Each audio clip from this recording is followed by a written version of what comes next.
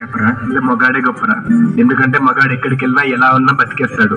అయినా మగాడు ఏదనుకున్నా సాధించేస్తాడు. మగవాళ్ళు గొప్పవాళ్ళే, కానీ వాళ్ళని గొప్పవాళ్ళుగా తీర్చిదిద్దింది మాత్రం ఒక ఆడది. ఆడవాళ్ళు చిరునవ్వు వెనక దాచిన కన్నీటి మహాసముద్రం విలువ ఇప్పుడు నీకు చూపిస్తాను, చూడు. మగువా మగువా లోకానికి తెలుసా నీ విలువా,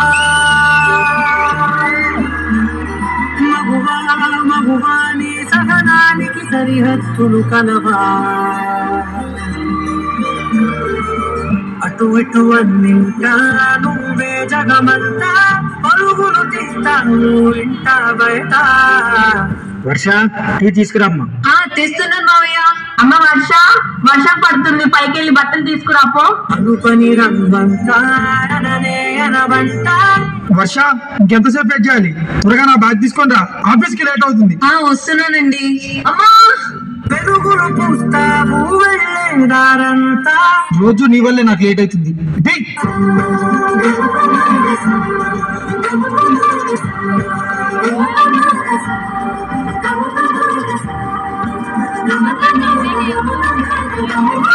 మగువా మగువా నీ సహనానికి సరిహద్దులు కలవా.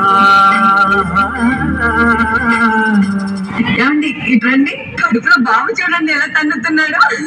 అదేంటి నాన్న, కడుపులో తమ్ముడు తంతున్నా అమ్మ అంత సంతోషపడుతుంది? అది నొప్పి కాదు నాన్న, నొప్పని మనం అనుకుంటున్నాం, నీ తమ్ముడి ప్రేమని అమ్మ అనుకుంటుంది. ఒక్క క్షణం ఆడది మీ కళ్ళ ముందు కనిపించకపోతే అమ్మా ఆకలైతుంది. అబ్బా ఇప్పుడు ఈ బట్టలంతా ఉతికి ఇల్లంతా సదరాలా? నీ కాటుక కనులు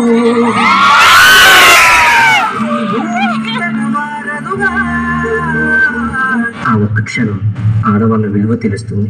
నీ గాజుల చేయి కదలాడకపోతే మనుగడ కొనసాగదుగా, ప్రతి వరుసలో ప్రేమగా అందుకున్న బంధమా, అంతులేని నీశమా అంచనాల కంటుమా.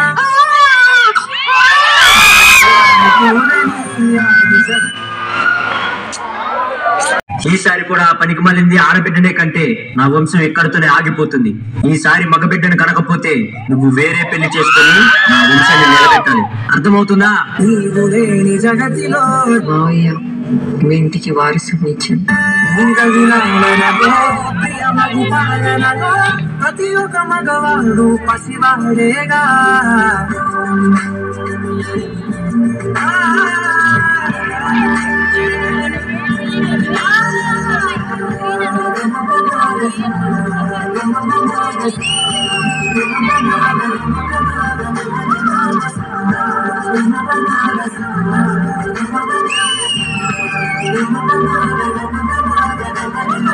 స్త్రీ తను మరో జన్మ ఎత్తి మనకు జన్మనిస్తుంది.